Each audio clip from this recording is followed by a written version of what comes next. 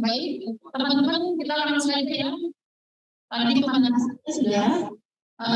Kita langsung saja bagaimana di berikutnya.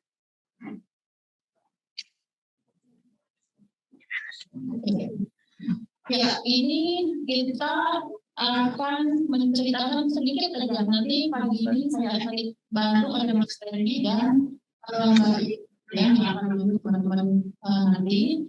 Nah, di sini ada dari pengamatan selama berapa hari? Udah 3 hari ya, masuk hari keempat.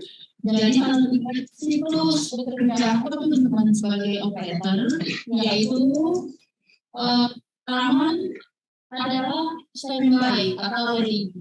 Setelah itu masih ingat nggak kemarin? Benar nggak? Survei. Benar nggak?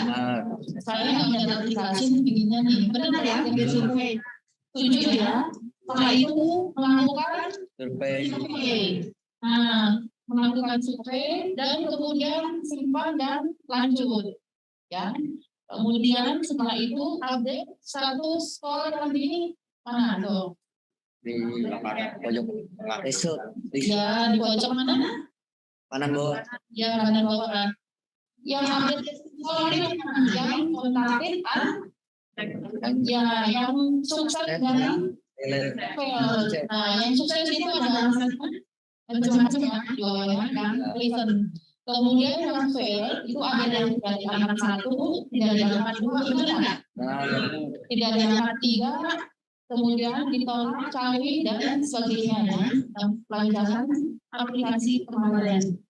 Nah, nanti teman-teman akan berlari untuk menggunakan ini semuanya. Nah, setelah update status, berarti teman-teman masuk ke posisi standby ini. Ya, itu aja memutar setiap hari selama 6,5 jam. Jadi posisinya standby, jadi terus get survei di atas, kemudian melakukan survei, kemudian menyimpan, kemudian update statusnya yang di CRM itu, kemudian putar ke siap lagi untuk get survei. Itu putarannya. Itu lingkaran yang akan teman-teman lakukan sehari-hari. Ya, itu aja sedikit. Teman-teman sebagai operator, maka siklusnya, lingkarannya akan putar di situ. Ya. Nah, akan ada mungkin di salah teman-teman pengen ke toilet ya pasti di tengah-tengahnya ada, atau dapat istirahat makan siang setengah jam. Nah, itu ada siklusnya. Tapi siklus bekerjanya akan putar seperti itu. Ya, setelah siklus. Nah, kalau berbicara itu ada rangkanya sebenarnya. Ada yang belajar komunikasi di sini? Ada yang sekolah komunikasi di sini? Oh, nggak ada. Sekolah yang kuliah komunikasi ada nggak di sini? Oh, nggak ada berarti. Ada Bu. Oh, mana? Oh, kurang tinggi, kurang niat kamu. Siapa namanya? Sini ya. Ya. Nama nggak siapa lagi? Tutup nih. Oh, karena ya. Jadi dalam komunikasi, ketika kita berkomunikasi sama lain, sebenarnya ada rangkanya ya. Benar nggak? Nggak asal kita sih merasa asal kasih cek aja. Tapi sebenarnya dalam kehidupan sehari-hari kita berkomunikasi itu sebenarnya ada kerangkanya. Teori panjang lebar menjelaskan dari sini ya. Tapi kita rangkum aja deh khusus untuk yang sebagai operator, khusus untuk tujuan survei atau wawancara survei. Teori yang Mbak Siti pelajari di kuliah itu panjang lebar itu kita pelajari. Jadi tantangannya adalah satu, masalah membuka. Kemarin sudah ada Mbak Lydia yang sudah mempraktekkan. Ada salah pembukanya. Contoh salah pembukanya kemarin ada di skrip itu di mana? Ada yang bisa kasih contoh? Iya, sampai bisa. Ya, coba satu yang paling cepat kan? Angkat tangan. Mau ngasih contoh? Wah, ini belum bangun ini berarti. Contoh salah pembukanya. Pas mau wawancara C2, berarti. Lagi. Ini berarti tunjuk kata itu. Oh iya, Bapak siapa?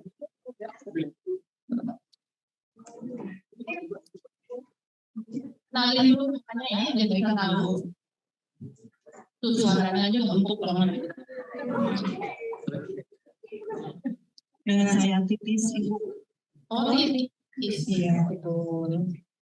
Gimana kalau akhirnya salah membuka kemarin yang terjadi di kolom wawancara tersebut? Selamat pagi, dengan saya tipis dari Badan Statistik. Ya itu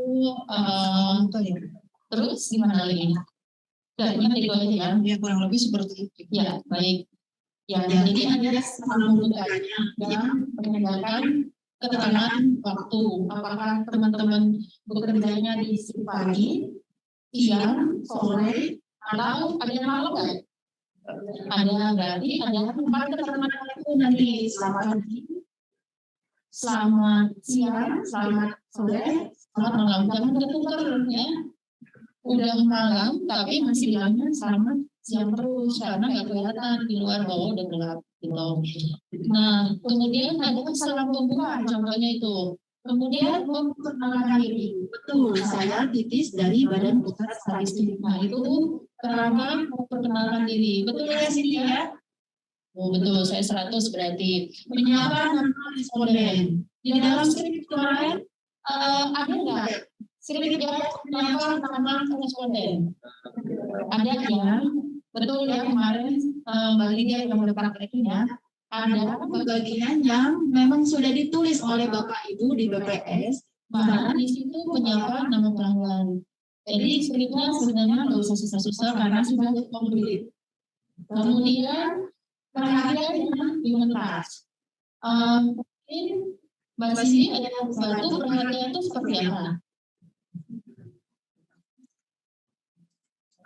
Misalnya kayak gini, si respondennya itu kita tanya dulu lebih enak atau lebih nyaman dipanggil dengan panggilan kakak, mas, mbak, ya itu. Ya, itu mungkin itu bisa jadi perhatian juga dengan human touch. Tapi kalau di dalam form survei itu ada nggak yang lari ke konflik itu kondisi apa? Ya betul. Jadi kalau dari statik kemudian dia akan mengalir ke form V itu kalau ada indikasi kematian.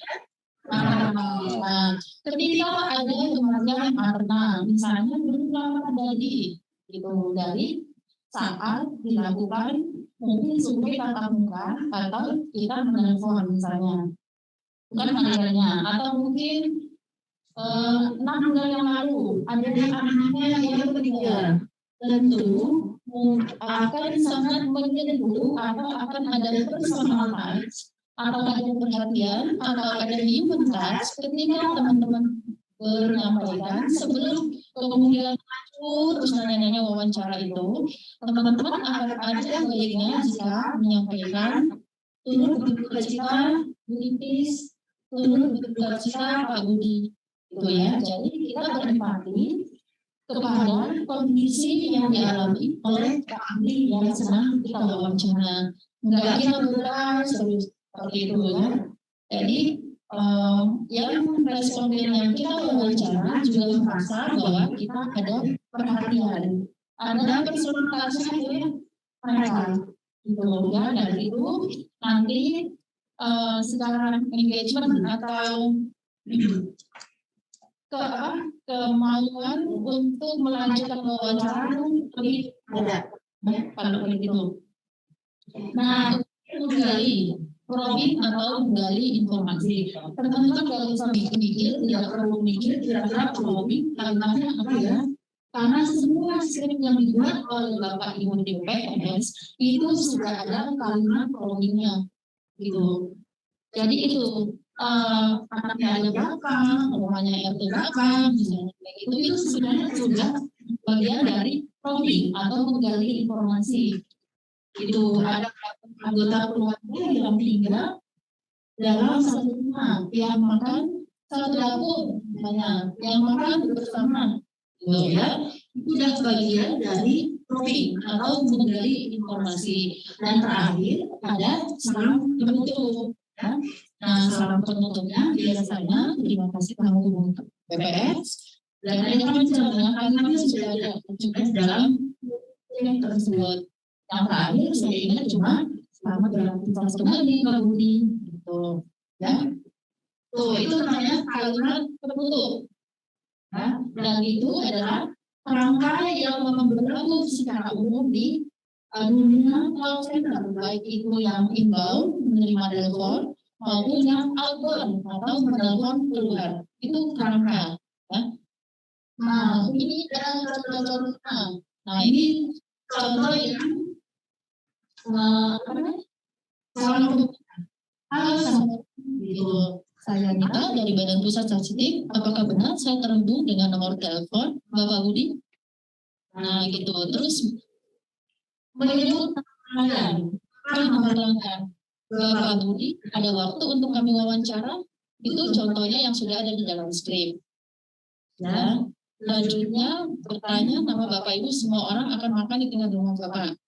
Ya, kemudian ada selamat pagi, selamat beraktivitas kembali, atau selamat beristirahat. Nah, itu adalah contoh salam penutup. Ya. Nanti teman-teman satu persatu latihan sebelum proyek beneran dengan Bapak Ibu responden yang ada di ujung sana. Ya. Dan jangan teman-teman modalnya sebenarnya kayak saja. Ya, karena nanti Bapak Ibu di ujung sana akan melatih teman-teman untuk masuk ke dunia real, dunia nyata dalam sehari-hari selama 1 bulan. Oke, nah ini kondisi sedikit saja karena sebenarnya inbound-nya mungkin nanti akan sangat jarang, namun dari BPS tetap jaga-jaga kalau ada orang yang kemudian menelpon baliknya apaan sih saya ini dari kontak selesai banget sih, saya lagi masak, saya lagi di jalan, kok saya diwawancara diminta-minta mau diwawancara gitu. Nah akan ada yang menelpon ke nomor 0800, ada di buku saya kurang hafal di nomornya nih, 0800 sekian, akan ada yang menelpon. Bisa jadi yang menelpon itu meskipun sedikit tapi bisa jadi ngomongnya lama karena bebas pulsa nomor 0800 tersebut. Mbak Yohana lanjut. Oke, ini cuma tips singkat ya bagaimana menerima telepon. Mungkin yang pernah bekerja di call center, ini kok sedikit banget. Ya ini kita sesuaikan saja dengan kondisi teman-teman sebagai operator di sini ya. Jadi tidak akan selengkap ketika teman-teman ada di dunia call center ya, yang memang full menerima call sehari-hari. Ini hanya tipsnya yang saya berikan. Jadi untuk menjawab telepon itu kita menggunakan 5 cara keramahan dalam menjawab telepon. 1, pasti senyum.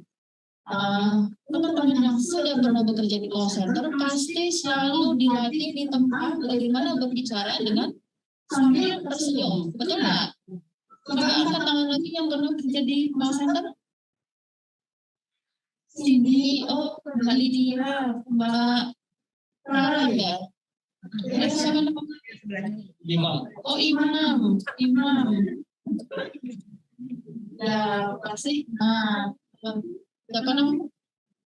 Oh Intan. Wah ini udah pada jago-jagonya nih di yang call center nih. Satu lagi dengan Mbak siapa?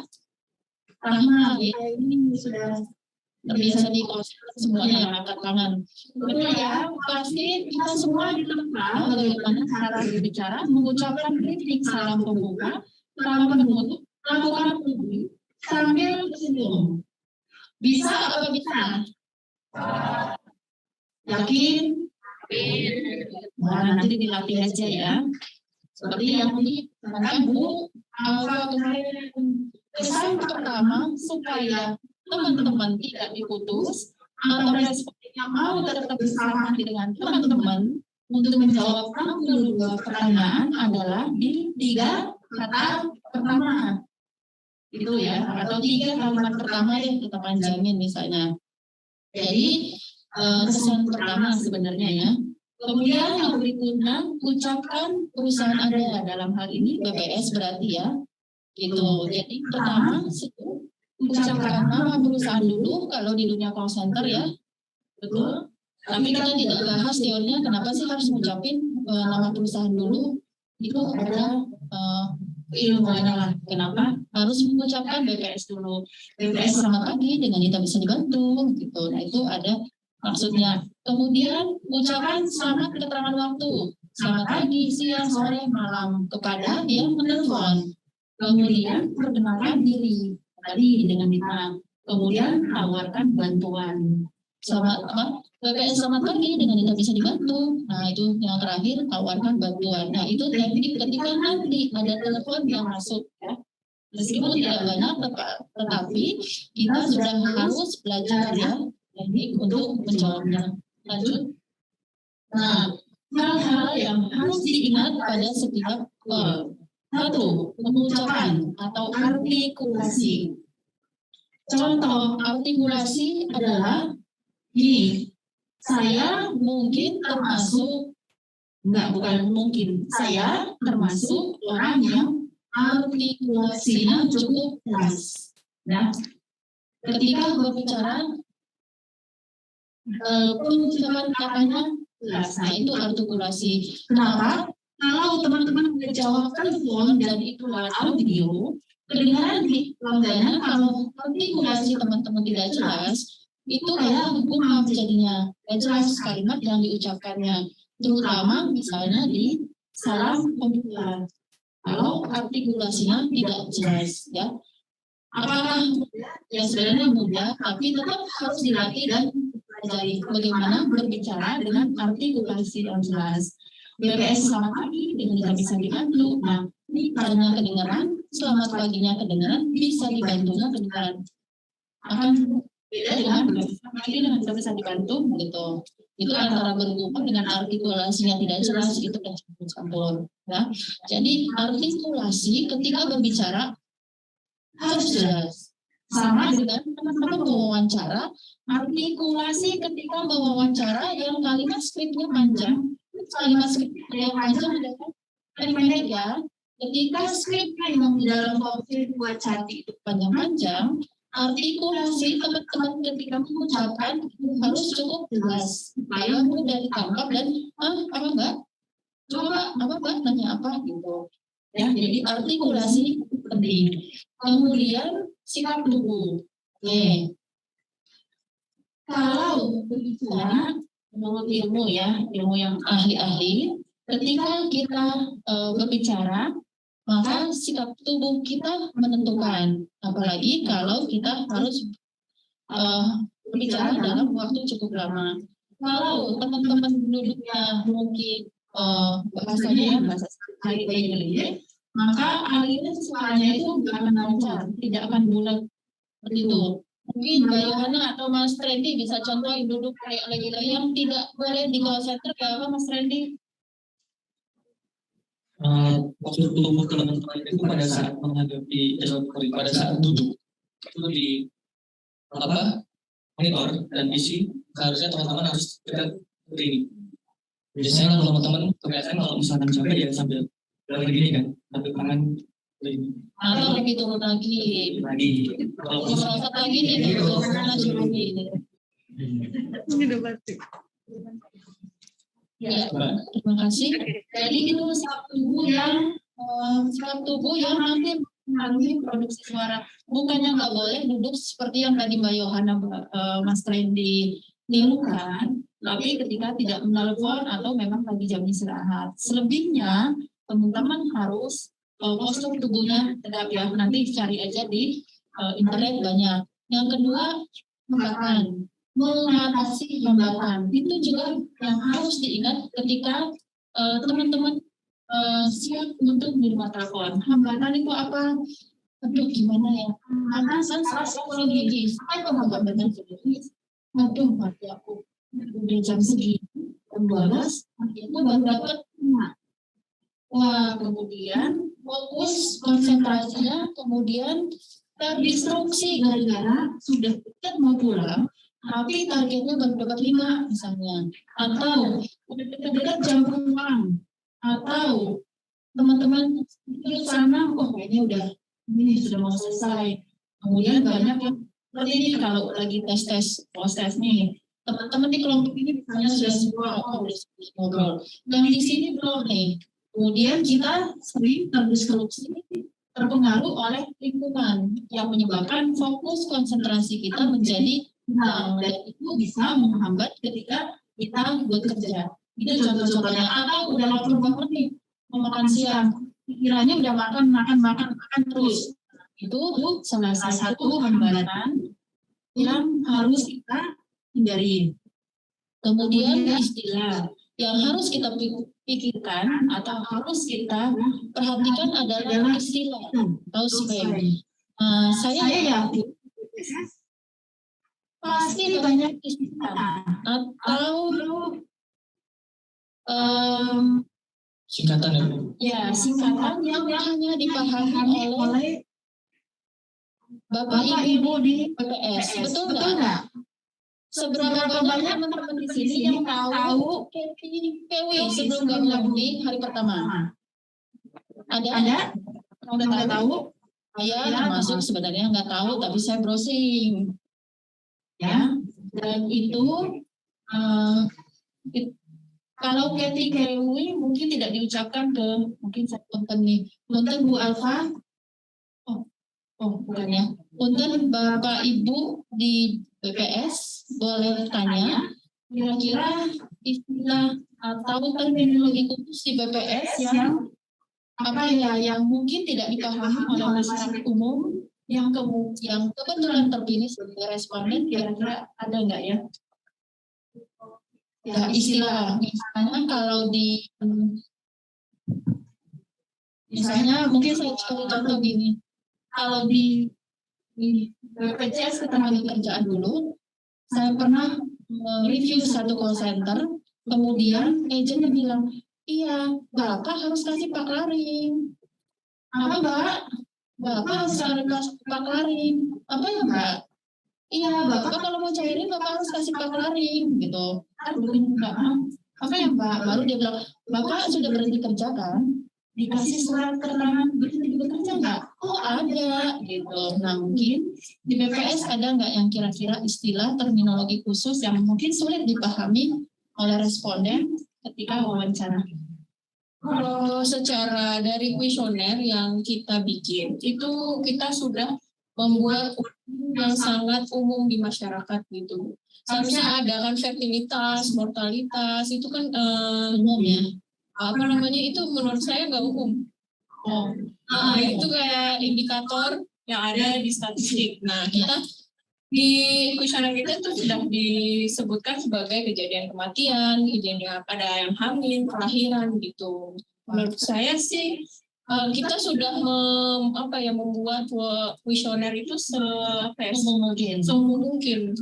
Ya baik. Karena di sini ada kemungkinan meskipun mungkin sangat sedikit ya, ada teman-teman nanti menerima inbound call. Apakah nanti kan ada produk knowledge ya, ada.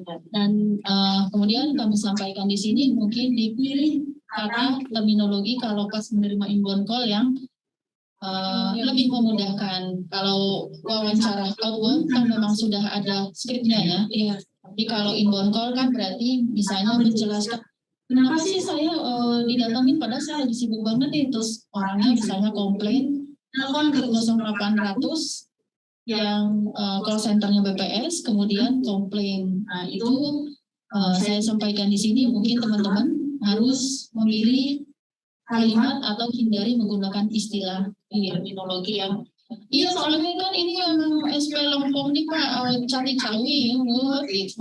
Mungkin terus orangnya misalnya di Papua sulit pula gitu memahami bahasa kita, dan mungkin itu ya nanti bisa dicek di knowledge management sistemnya ada kok. Sudah dijelasin belum? knowledge sebenarnya ada belum teman-teman kemarin yang knowledge management? Sudah ya. Iya. Itu ada mungkin ada yang nelfon kenapa sih saya di data gitu. Terus jawabannya mungkin ada template jawaban. Oke, siap. Ya, berarti sebenarnya terima kasih Bu atas informasinya. Jadi sebenarnya Bapak Ibu di BPS mau melakukan outbound untuk wawancara maupun menerima inbound itu sudah sangat dimudahkan oleh sistem teknologi yang dibuat oleh Bapak Ibu dari BPS. Jadi jangan khawatir ya, karena sudah ada. Oke. Kemudian hal-hal yang bisa mempengaruhi harus kita ingat adalah teknikal, ya mungkin headsetnya mati, nggak bisa di-mute, aplikasinya error dan sebagainya. Nah itu jangan harus diingat untuk tidak mempengaruhi kita ya. Oke, Anda tadi menyampaikan bahwa untuk berbicara cepat dan tidak terulang-ulang, artikulasinya harus jelas ya. Artikulasinya harus jelas, pengucapan harus jelas, artikulasinya harus jelas. Nah, saya mau teman-teman senam tidak, ya. Ini adalah games yang melatih artikulasi supaya jelas. Jadi tidak mengulang-ulang, karena kalau artikulasi tidak jelas, itu kedua belah pihak juga akan pihak responden akan bertanya terus-menerus. Teman-teman juga akan mengulang untuk menyampaikan. Ya, ada yang mau nyoba? Oh, coba semua deh. 1 menit untuk latihan senam tidak untuk melatih artikulasi kita. Ya, Mas Randy mungkin bisa dipandu di sana. Dalam hati aja dulu.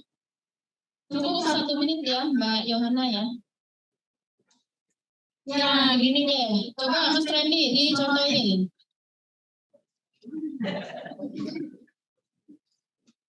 Santapan kita setiap jam 1:30 siang, satu soto sapi sama 100 tusuk sate sapi pula. Tiba-tiba si botak batuk-batuk di atas batu bata. Toko-toko di kota kita tutup ketika kita tetap buka toko kita. Ya, dipercepat. Kalau baca pelan-pelan semua pasti bisa. Gitu. Dipercepat. Santapan kita setiap jam 1:30 siang, 100 soto sapi sama 100 tusuk sate sapi pula. Tiba-tiba si botak batuk-batuk di atas batu bata. Toko-toko di kota kita tutup ketika kita tetap buka toko kita. Dipercepat, Bayona. Sekarang.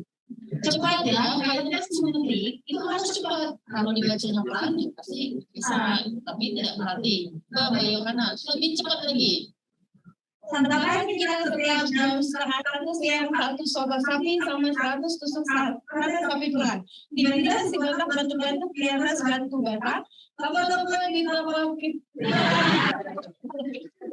Nah, ini aja.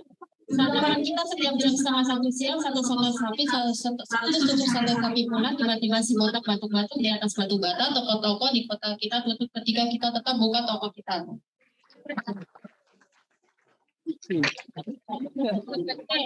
Boleh tunjuk Bu?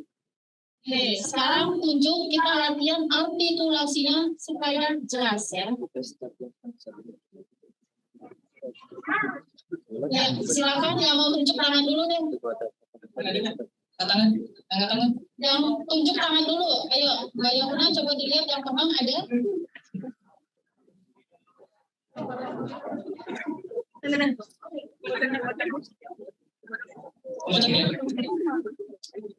Ya, suaranya yang keras ya.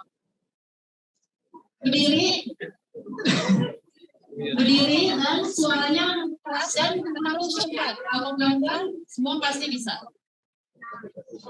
Ya, mulai 1, 2, 3. Santapan kita setiap jam 1:30 siang 1 soto sapi sama 100 tusuk sate sapi pula. Tiba-tiba si botak batuk-batuk di atas batu bata. Toko-toko di kota kita tutup ketika kita tetap buka toko kita.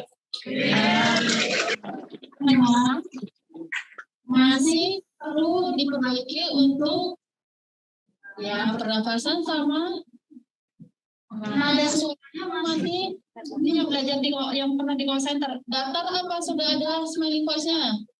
Masih datar tuh, kata tim di sini yang memang sudah berpengalaman di call center, suaranya masih datar. Ya, satu lagi nih yang perempuan. Di sini ada yang mau? Di sini ada yang mau? Oh, nggak ada yang mau semua kan? Di sini ada yang mau? Ayo Mbak, ini aja deh yang cantik. Ayo, mana ini garis-garis? Ayo berdiri. Ya, berdiri dengan siapa namanya? Dara. Oh, namanya ya, Dara. Kapan kita setiap jam 1:30 sih? Ya, suaranya lebih keras Mbak Dara. Ya. Ya. Oh, maju. Oh iya, oke. Kapan kita setiap jam 1:30 siang, 1 di deketin mic-nya. Oh, nggak kelihatan. Ya. Nah, kapan kita setiap jam 1:30 siang, 1 sama 100 tusuk sampai sapi pula. Tiba-tiba sebuah batuk-batuk di atas batu bata, toko-toko di kota kita tutup kita buka toko kita. Ya, oke, makasih. Nah, ini dilatih untuk teknik melatih supaya artikulasi teman-teman itu lebih jelas ya, jadi tidak mengulang-ulang ketika menjelaskan dan akan rugi di waktunya. Oke, nah yang harus diperbaiki adalah intonasi suaranya, smiling voice-nya masih harus dilatih supaya nggak datar. Aduh, ini wawancara datar banget sih. Ini sebenarnya harusnya gitu. Jadi banyak kondisi di mana teman-teman bisa aja ditolak ya. Lanjut bayangkan. Oke, nah ini mungkin sedikit mengenai komplain handling. Kalau teman-teman di komplain itu sebenarnya tidak perlu tidak perlu susah karena sudah disediakan oleh Bapak Ibu di PM-nya. Di knowledge management kan sudah disediakan semuanya informasinya ya. Namun kalau misalnya ada inbound call, tapi kemudian langsung marah-marah nyerocos, saya yakin di knowledge management pasti sudah disediakan jawabannya. Tinggal teman-teman improvisasi saja. Mbak Yohana, lanjut. Ya, kita hanya mengajari sedikit saja. Kenapa pelanggan marah? Pasti karena pelanggan tidak mendapat apa yang diinginkan. Ini kalau di call center. Kalau di BPS berarti pelanggan merasa bisa saja terganggu. Bisa saja merepotin, jam lagi 61 pertanyaan. Udah mau masak, anaknya rewel, nangis gitu misalnya. Banyak banget sih, jadi bete misalnya. Tidak mendapatkan penjelasan yang lengkap atau memuaskan. Itu kalau di inbound pada call center pada umumnya. Kalau ini lebih pada bisa jadi terganggu atau tidak tahu tujuannya sensus ini. Tidak diperlakukan dengan baik, sopan, ramah. Ini bisa saja pelanggan karena tidak diperlakukan misalnya dengan baik ketika tatap muka atau ketika wawancara kan bicaranya terus misalnya terus telepon balik ya komplain atau ketika lagi marah-marah teman-teman ngomongnya terus jadi dia merasa ditekan kalau teman-teman terus karena pelanggan nyerocos gara-gara komplain. Nah itu pelanggannya sebenarnya tahu teman-teman kayak naruh teleponnya dan pelanggannya merasa kok kayaknya saya dikacangin deh loh, makanya beda call dengan mute ya, itu kurang lebih seperti itu. Berikutnya Mbak Yohana. Nah, cara menangani pelanggan marah sebenarnya mudah saja, yaitu hear. Kalau hear ya, dengarkan apa yang disampaikan, beri empati, mohon maaf atas ketidaknyamanannya Bapak Ibu. Nah itu empati ya, pahami masalahnya, kemudian ambil tindakan cepat. Artinya jelaskan kenapa ada wawancara, jelaskan kenapa kita melakukan ini, kenapa BPS melakukan ini. Ya itu seperti itu. Nah yang oleh pelanggan adalah lanjut. Teman-teman mampu menjawab kebutuhannya. Berikutnya bisa berkomunikasi dengan efektif dan sopan. Efektif itu tidak bertele-tele. Artinya teman-teman harus menyampaikan dengan sangat simpel, sederhana, terstruktur. Tidak muter-muter. Ya, apalagi pertanyaannya banyak nih. Ini juga berlaku di empati kita sudah sampaikan ya. Udah saya repot, saya lagi di jalan. Itu saya diwawancara lagi misalnya. Nah, teman-teman harus menyampaikan empati, mohon maaf atas ketidaknyamanannya ya Bu ya, atau Pak. Kemudian bertanggung jawab dengan permasalahannya. Artinya kita mau, kalau kita nggak bisa, kalau kita tidak bisa jawab, teman-teman supervisor kan bisa eskalasi. Supervisor yang nggak bisa eskalasi ke co-settingnya. Co-settingnya nggak bisa jawab juga, bisa eskalasi ke Bapak Ibu di PPS ya. Nah, ini sudah selesai. Saya mungkin sebelum kita role play, saya kasih teknik smiling voice ya. Baik teman-teman semua, di sisi kiri dan sisi kanan, mana suaranya ya? Kenapa? Oh ya, jadi teman-teman semua, sesi jadwal awal kita sebenarnya untuk yang sekarang ini adalah kita akan coba role playing itu tuh praktek. Kalau role playing wawancara yang praktek wawancara, kalau role playing jadi jadi polisi ya praktek jadi polisi. Nah, konteksnya sekarang itu role playing dimaksud adalah role playing teman-teman jadi pewawancara. Nah, mekanismenya seperti apa? Nah, berdasarkan hasil semalam dan kemarin, kami tim BPS itu sedikit merasa khawatir. Pertama, itu kuesionernya cukup banyak. Satu. Kemudian yang kedua, menjadi pewawancara petugas survei itu sudah skill tersendiri. Kemudian mewawancara, membahasakan apa yang perlu ditanyakan itu skill tersendiri. Ngomong lewat telepon tanpa harga muka itu sudah skill tersendiri. Belum lagi ada smiling voice. Jadi dalam waktu 4 hari itu kok teman-teman itu harus menguasai berbagai macam skill. Belum lagi kemarin masih ada masalah satu lagi, yaitu ketika teman-teman mengisikan menghadap komputer. Seperti teman-teman tahu, ketika di satu layar besar itu ada berbagai macam tulisannya besar atau kecil, teman-teman di waktu yang sama harus nelpon orang, harus memperhatikan intonasi, harus membaca perintah, mendengarkan jawaban, ngeklik isiannya apa, pindah halaman itu, dan dalam waktu itu sudah berapa hal yang teman-teman harus lakukan. Nah, maka dari itu kami mencoba memecah satu-satu. Untuk sementara kita lewatkan dulu multitasking itu, kita kurangin satu-satu pekerjaannya dulu. Untuk awalnya kita fokus di fungsi utamanya dulu, yaitu 1, cara wawancara, 2, teman-teman tahu cara ngisi kuesionernya, 3, teman-teman fokus dengan pertanyaan dan intonasi suara. Untuk teleponnya nanti ada sesinya tersendiri. Untuk pertama ini kita biasakan dulu teman-teman untuk baca kuesioner, kemudian ngisi jawaban dan mendengarkan jawaban, memperhatikan intonasi itu dulu. Nah, oleh karena itu, untuk sesi sekarang, setidaknya selama 1 jam ke depan, kami akan mencoba mempraktekkan seperti ini.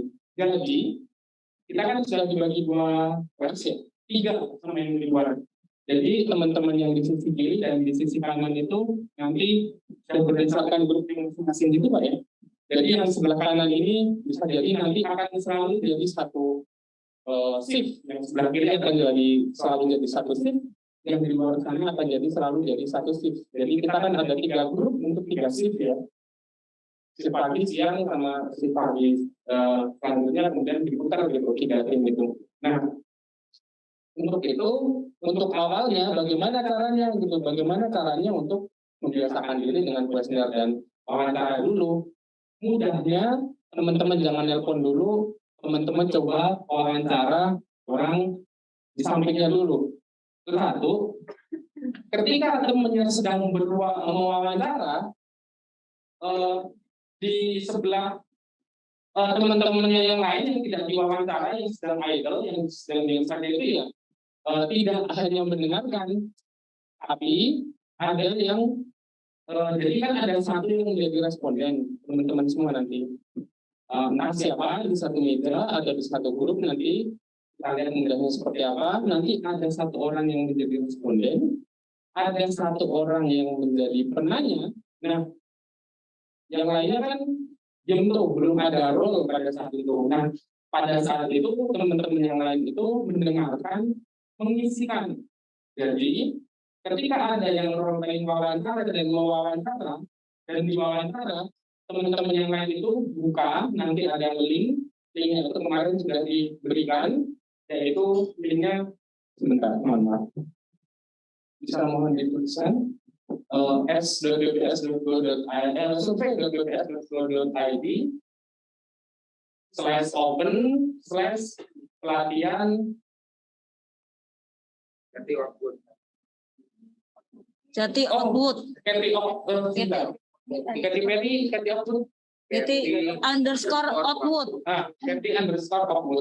Nah, teman-teman semua, bukanya jangan langsung dibuka di browser, buka incognito dulu. Kenapa? Kalau buka di browser yang sama, isian teman-teman yang hari-hari sebelumnya itu tuh masih kesimpan tuh. Kesimpannya di browser. Nah, browser itu kan kadang nyimpen informasi kita tanpa kita tahu, kan, password dan segala macam. Itu hanya mekanisme browsernya sih. Jadi kalau teman-teman tahu, browsernya itu tuh yang bisa menyimpan informasi dari yang sebelumnya pernah kita entry. Programnya BPS memanfaatkan fitur itu untuk menyimpan data sementara sebelum dikirim ke server.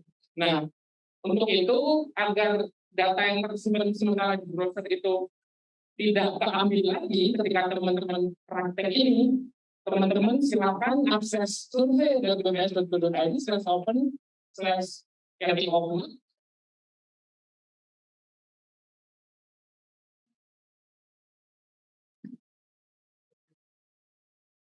Nah, bukannya di mana? Bukan di browser, bukan di private tab atau di incognito. Jadi, teman-teman semua buka itu dulu. Teman-teman semua buka itu dulu. Nanti kalau sudah ada teman yang dari pewawancara dan yang diwawancara, nanti teman-teman yang lain itu mendengarkan, ikut mengisikan jawabannya. Tujuannya adalah agar teman-teman tahu cara pakai aplikasinya ketika wawancara itu seperti apa. Kemudian teman-teman juga akan tahu bahwa program entry itu, kuesioner ini, itu akan lompat-lompat sesuai jawabannya. Semisal, kalau dari awal itu ditanyakan responden itu, semisal perempuan, otomatis, laki-laki, otomatis nanti pertanyaan-pertanyaan terkait dengan kelahiran, kemudian kehamilan, reproduksi, otomatis tidak akan ditanyakan. Nah, kemarin kami melihat teman-teman itu sepertinya masih agak bingung juga gitu. Ini kok kayaknya pertanyaan ini banyak sekali. Jangan khawatir, pertanyaan banyak sekali itu tidak ditanyakan setiap orang, tapi berdasarkan kondisi masing-masing, jenis kelamin, umur, dan seterusnya, itu nanti pertanyaannya akan menyesuaikan. Nah, yang ingin kami capai di praktek saat ini yaitu agar teman-teman tahu kuesioner itu nanti lompat-lompatnya itu mengikuti karakteristik dari respondennya. Jadi jangan khawatir. Nanti kuesioner kita itu akan mencoba membantu agar teman-teman itu nanti tidak, untuk saya kan laki-laki masa ditanya soal kelahiran dan seterusnya. Itu untuk membantu teman-teman seperti itu. Nah, bentuk lompat-lompatnya pindah itu seperti apa? Kami ingin agar teman-teman semua itu membiasakan dulu. Setelah itu, nanti pakai telepon dan seterusnya. Kita jalan pelan-pelan dulu.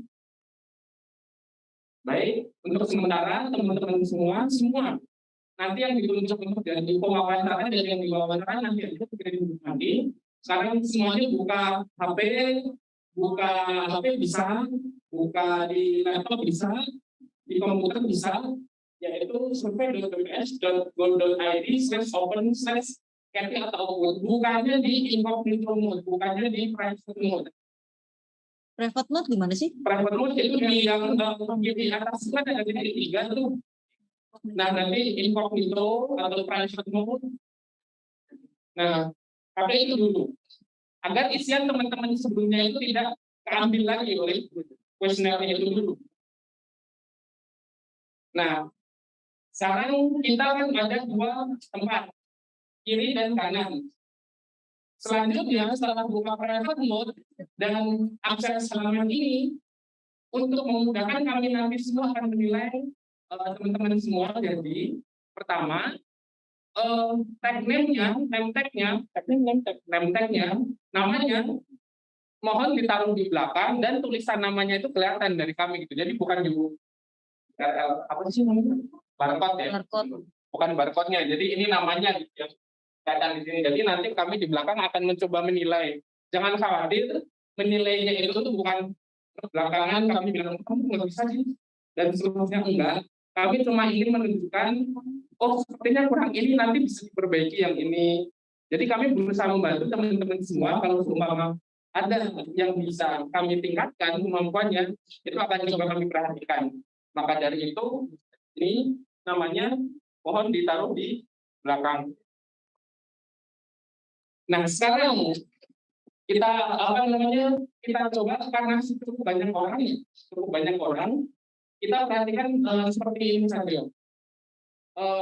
Dua meja ya. Oke.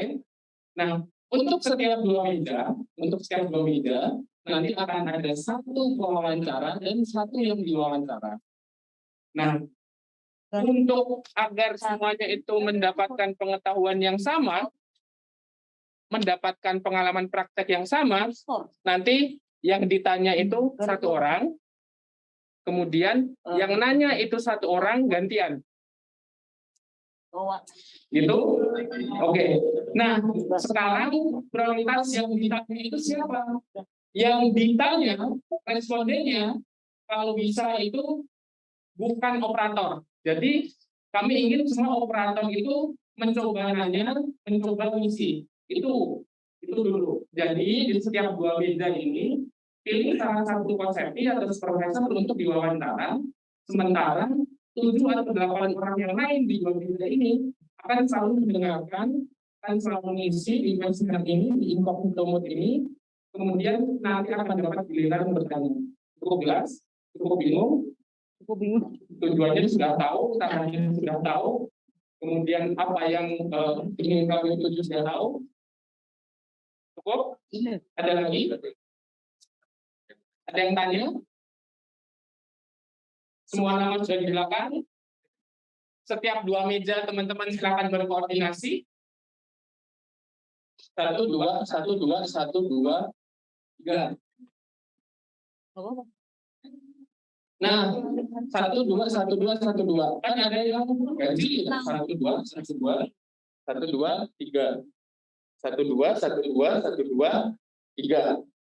Nah, untuk mudahnya, yang teman-teman di sana, yang 3 itu silakan bergabung dengan ini, nggak apa-apa. Jadi nanti biar dua meja, satu responden diwawancaranya tukeran gitu. Silakan, nggak apa-apa, pindah di sini nggak apa-apa. Ini nanti, ya silakan. Kan saya ada meja. Ya, Mas, namanya siapa? Saya Dion. Supervisor, operator, prosedi? Operator, oke. Mas Dion, silakan. Ya, jadi sebenarnya tadi kan ditentuin dua meja. Jadi sebenarnya kita ini, yang meja ini hanya ke meja ini. Nah, misal sini, profesornya siapa? Mas siapa? Alam Syahadi. Nanti sudah ya. Nanti pilih salah satu yang jadi di wawancara siapa gitu kan. Ini ada misalkan Mbak Ratna. Oh ini 3 meja. Oh ya udah. Nggak ada. Contoh ini Mas Alam Syahadi nih. Jadinya kan. Nah, dia jadi yang diwawancarai. Tadi kemarin yang makan burger dua. Satu meja nggak apa-apa. Ya. Oh, persennya oh ya udah gitu aja. Jadi gini aja, maaf nggak jadi dipindahin kembali. Maaf Mas nggak jadi dipindahin Mas, maaf. Ya, saya yang apa? Kalau Mas bukan apa. Jadi nanti Mas Alam Syahadi ditanya oleh Mas Genggeng. Ya, kemudian ditanya oleh kemarin permennya ngambil dua ya, di depan ya, permen saya. Nah, ini kemudian sini. Nah, makanya itu pertama nanya dulu. Yang satu dapur, yang satu rumah tangga, satu makan siapa, tanya dulu. Habis itu gantian. Setelah 5 pertanyaan gantian. Terus itu gantian. Habis itu terakhir gantian. Kenapa? Biar semuanya dapat pengalaman hanya. Nah, selama yang satu nanya, yang lain isi. Ketika selesai, nanti akan ada 3 kuesioner yang isinya itu bisa dibilang sama kan? Respondennya 1 walaupun yang nanya 3. Nah, maka dari itu semua operator buka incognito mode, buka ini semua, respondennya siapa, isiannya diduplikasi, isiannya itu selalu dengarkan gitu. Cukup bingung, cukup jelas, ada pertanyaan lagi? Mas Dion? Oke. Ya. Kalau nggak bisa dari HP, oh boleh. Open slash. Ini udah incognito.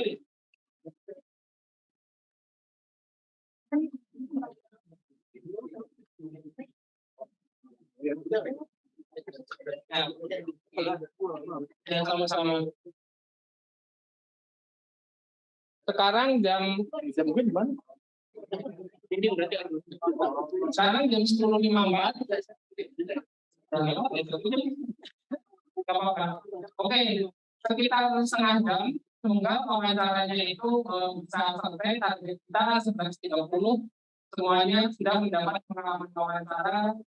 Setiap operator juga pernah mengisikan isian di kuesionernya itu, walaupun hanya lewat HP. Baik, sekarang silakan dimulai.